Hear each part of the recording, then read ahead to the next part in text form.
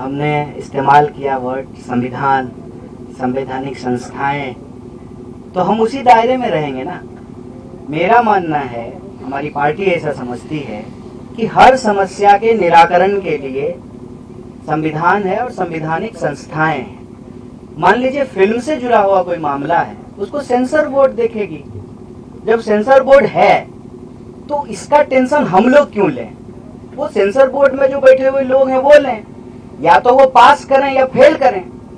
अब उससे ऊपर अगर कुछ बन गया है तो हम लोगों को नहीं मालूम है।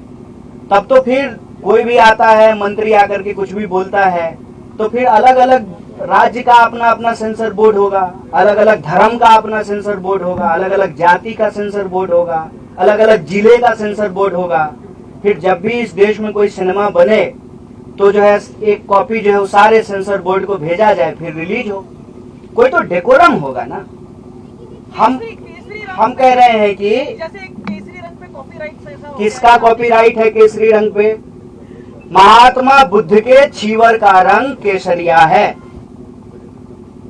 शिवाजी महाराज, साहू जी महाराज, संभाजी महाराज के झंडे का रंग केसरिया है। भाजपा के झंडे में हरा है, कोई ध्यान ही नहीं दिया है। आज के इस प्रेस कॉन्फ्रेंस में हम मुख्य रूप से एक मुद्दे पे चर्चा करेंगे, और इस मुद्दे पे हम लोग लगातार बात कर रहे हैं, लेकिन मुझे लगता है कि जितनी बातचीत हम लोगों ने की है उससे ज्यादा बीजेपी ने इस यात्रा के ऊपर हमले किए हैं। तो बार बार उन हमलों को लेकर के जवाब देना और उनके हमलों में सच्चाई क्या है और झूठ क्या है, इसका स्पष्टीकरण करना जरूरी है। तो आज के प्रेस कॉन्फ्रेंस का मुख्य जो सवाल है, जो मुख्य मुद्दा है, वो है भारत जोड़ो यात्रा के ऊपर आरएसएस बीजेपी के द्वारा किया जाने वाला हमला। अब हम यहाँ पे एक शब्द इस्तेमाल कर रहे हैं, आरएसएस और बीजेपी। ये शब्द हम इसलिए इस्तेमाल कर रहे हैं कि पिछले कुछ दिनों में हमने ये महसूस किया है कि एक बात भुलाने की, भटकाने की कोशिश की जा रही है। अक्सर आजकल चाय की दुकान पे, बसों में, ट्रेनों में, व्हाट्सएप ग्रुप पे एक चर्चा शुरू हुई है कि जब आरएसएस के लोग राहुल जी के ऊपर हमला नहीं कर रहे हैं तो राहुल जी बार बार आरएसएस का नाम क्यों ले रहे हैं? गुड़ का गाछ तो आरएसएस ही है ना। ऐसा तो हो नहीं सकता है कि आप गुड़ खाएं और गुलगुल्ले से परहेज करें। ये जो भ्रम की स्थिति पैदा की गई है, इसमें कुछ भी सच्चाई नहीं है। आरएसएस और बीजेपी में कोई फर्क नहीं है। बीजेपी जो हमला कर रही है वो हमले आरएसएस ही करवा रही है, और इसको हम लोग अलग अलग तरीके से नहीं देखते हैं। हालांकि इस बात का जयराम जी ने भी स्वागत किया, हमारे पार्टी के तमाम वरिष्ठ नेताओं ने स्वागत किया कि राम मंदिर के पुजारी ने भारत जोड़ो यात्रा का स्वागत किया। तो इसका हम लोगों ने स्वागत किया कि बहुत अच्छी बात है, और हमने कहा कि जो लोग आना चाहते हैं, भारत जोड़ो यात्रा का दरवाजा सबके लिए खुला हुआ है। हमारे मन में किसी के प्रति कोई नफरत नहीं है, द्वेष नहीं है। जो लोग भी इस देश से प्यार करते हैं, इस देश के संविधान में उनको भरोसा है, इस देश की विविधता और एकता, जिसको कहते हैं यूनिटी एंड डाइवर्सिटी, और जो यूनिटी की डाइवर्सिटी में बिलीव करते हैं। सिर्फ इसकी बात नहीं है कि हमको डाइवर्सिटी में यूनिटी चाहिए, यूनिटी की डाइवर्सिटी को भी हमको रिस्पेक्ट करना पड़ेगा, क्योंकि हम इस दौर में जी रहे हैं जहां अलग अलग तरह के चॉइसेस हैं, अलग अलग तरह का लाइफ स्टाइल है, और ये जो हमारी विविधता है वो हमारा सबसे बड़ा स्ट्रेंथ है। और आप किसी भी एग्जाम्पल को उठा करके देख लीजिए। आप हमारे देश की हॉकी टीम को देख लीजिए, अभी हॉकी का वर्ल्ड कप होने वाला है, हॉकी का मैच चल रहा है। आप हमारी क्रिकेट टीम को उठा करके देख लीजिए, आप हमारे देश की ब्यूरोक्रेसी को उठा करके देख लीजिए, आप हमारी देश की सेना को उठा के देख लीजिए, आप हमारे देश के बिजनेस जो पर्सन्स हैं उनको देख लीजिए। हर फील्ड में हमारे पास डाइवर्सिटी है, और ये हमारा सबसे बड़ा स्ट्रेंथ है। तो जो लोग भी इस देश की डाइवर्सिटी में बिलीव करते हैं, इस देश के मल्टीकल्चरलिज्म में बिलीव करते हैं, इस देश के कॉन्स्टिट्यूशन में बिलीव करते हैं, इस देश के लोग आपस में प्यार से रहें, इस भावना में भरोसा रखते हैं, जो लोग संविधान पर विश्वास रखते हैं, देश से प्यार करते हैं, वो सब लोग इस यात्रा में आ सकते हैं। लेकिन आप लोगों ने देखा होगा कि पिछले दिनों यह चर्चा बड़ी जोर शोर से चली। दो तरह के जो है न्यूज आने शुरू हुए। एक, जब मोहन भागवत जी का इंटरव्यू आया तो कुछ लोगों ने हेडलाइन इस तरह से बनाया कि राहुल गांधी का जवाब दिया मोहन भागवत जी ने, और कुछ लोगों ने यह चर्चा शुरू की कि आरएसएस तो स्वागत कर रही है यात्रा का, तो फिर आरएसएस के ऊपर जो है क्यों हमला किया जा रहा है। पहली बात, हम आरएसएस और बीजेपी को अलग अलग नहीं देखते हैं। हमारी समझदारी में आरएसएस जड़ है, बीजेपी उसका फल है। ये भ्रम हमारे मन में नहीं है। भले वो कहते हो कि हम सांस्कृतिक संगठन हैं, लेकिन उनकी पूरी की पूरी विचारधारा राजनीति पर आधारित है। और इस बात को हम यहाँ स्पष्ट करना चाहते हैं कि धर्म देश का है, सांप्रदायिकता देश का नहीं है। आरएसएस धर्म के प्रतीकों का इस्तेमाल करके सांप्रदायिक राजनीति कर रही है। उसका धर्म से कोई लेना देना नहीं है। जैसे दही दूध से बनता है, लेकिन दही दूध नहीं होता है। दोनों की प्रकृति अलग अलग होती है, नेचर अलग अलग होता है। कोई भी धार्मिक व्यक्ति किसी का खून बहाना, किसी को मारना, किसी के ऊपर हमला करना, नफरत फैलाना, इस तरह की चीजों का समर्थन नहीं करता है। धर्म के प्रतीकों का इस्तेमाल करके अगर राजनीति की जाती है, जब राज सत्ता और धर्म को मिलाया जाता है, तो वो धर्म नहीं है, वो राजनीति है। इसीलिए हमारी नजर में आरएसएस सांस्कृतिक संगठन नहीं है।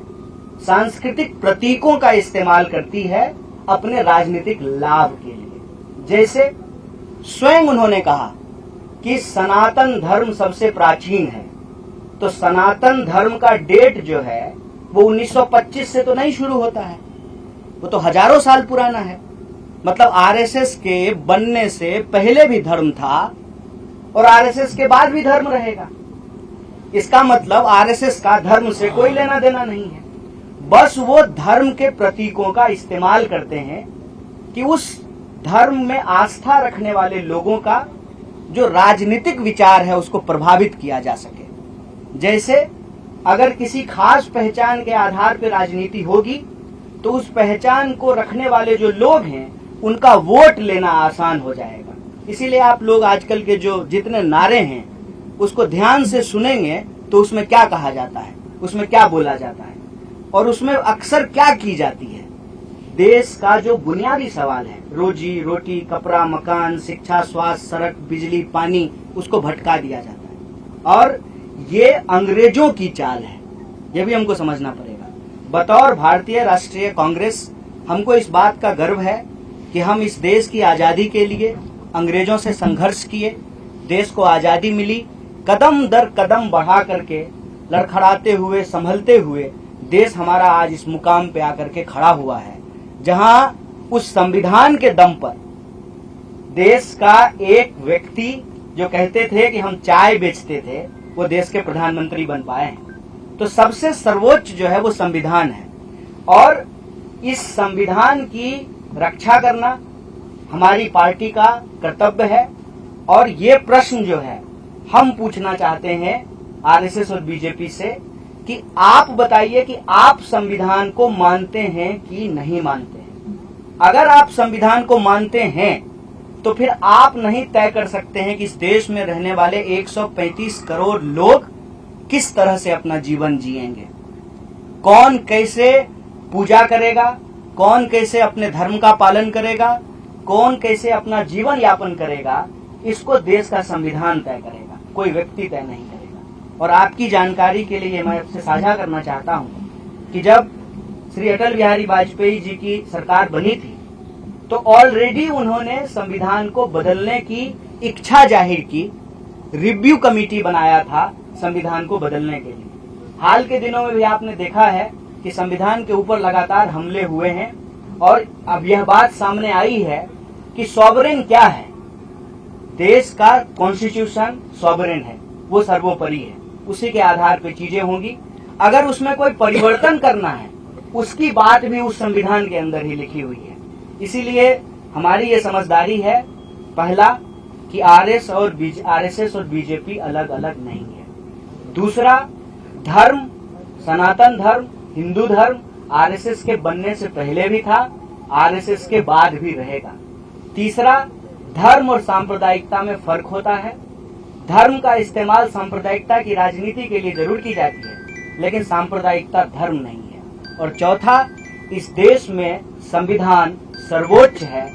कौन कैसे जिएगा, इस देश का भविष्य क्या होगा, इस देश के नागरिक जो इस देश के भीतर रहते हैं, चाहे वो किसी भी धर्म के हों, वो क्या खाएंगे, क्या पहनेंगे, उनके कर्तव्यों की भी व्याख्या है और उनके अधिकारों की भी व्याख्या है। तो इस संविधान के अनुसार जो नागरिक अधिकार हैं उसको बचाना, संविधान को बचाना भारतीय राष्ट्रीय कांग्रेस की प्राथमिकता है। भारत जोड़ो यात्रा, जैसा कि बार बार जयराम जी भी बोलते हैं कि हर बिंदु को लेकर के, चाहे वो राजनीतिक हो, आर्थिक हो, सामाजिक हो, हर बिंदु को लेकर के चल रही है। इसके अंदर यह बात निहित है कि हम यह सारे जो काम कर रहे हैं वो संविधान के दायरे में कर रहे हैं और हमारी विचारधारा इस देश का संविधान है। और इस देश की संविधान के प्रस्तावना में जो बात लिखी हुई है, हम भारत के लोग भारत को एक प्रभुत्व संपन्न, समाजवादी, धर्मनिरपेक्ष, लोकतांत्रिक गणराज्य, गणराज्य का मतलब होता है कि नागरिक सबसे प्रमुख होते हैं और नागरिक अधिकारों को रक्षा करना हमारा सबसे प्रमुख जो है दायित्व है, जिम्मेवारी है। उस पर अगर कोई भी अटैक या हमला होता है तो हम इस बात को लेकर के कोई कंफ्यूजन में नहीं है कि बीजेपी अलग है, आरएसएस अलग है। अगर बीजेपी और आरएसएस अलग अलग है तो आप मुझे बताएं कि इस बात को प्रचारित क्यों किया जाता था जब प्रधानमंत्री शपथ ले रहे थे कि इन्होंने 42 साल आरएसएस की सेवा की है, ये जो है स्वयं सेवक रहे हैं। तो हमारे दिमाग में ऐसा कोई भ्रम नहीं है। हम दोनों अटैक को एक ही अटैक मानते हैं और यह जो बचाव किया जाना शुरू हुआ है कि नहीं आरएसएस तो हमला नहीं कर रही है, तो उस पर हम यही कहना चाहते हैं, आरएसएस अगर हमला नहीं कर रही तो बहुत अच्छी बात है, लेकिन आरएसएस की जो विचारधारा है और जो कांग्रेस पार्टी की विचारधारा है वो आपस में विरोधी है, विपरीतार्थक है। वो एक ध्रुव पे खड़े हैं, हम दूसरे ध्रुव पे खड़े हैं। उनमें से आरएसएस के ही कुछ लोगों ने अगर यात्रा की स्वागत किया है तो हम उसका स्वागत करते हैं, लेकिन देश को लेकर के जो उनकी समझदारी है, लोगों को लेकर के जो उनकी समझदारी है, उस समझदारी में और संविधान के अंदर जो बातें लिखी हुई है देश के लिए, लोगों के लिए, उसमें जो है अंतर्विरोध है और हम संविधान के साथ खड़े हैं, संविधान के पक्ष में खड़े हैं।